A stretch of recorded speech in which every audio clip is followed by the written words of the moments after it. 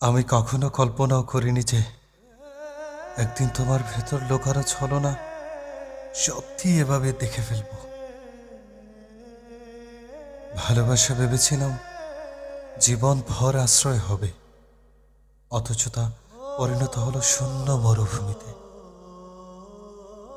আমি দেশ ছেড়ে যাচ্ছি, কেবল মাটি নয়, ছেড়ে যাচ্ছি সেই স্বপ্নগুলো যেখানে তুমি ছিলে আমার শেষ ভরসা।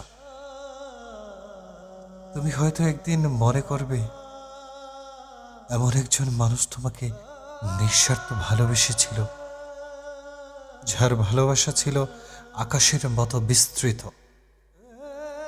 কিন্তু আজ সেই আকাশেই কেবল অন্ধকার জমে আছে।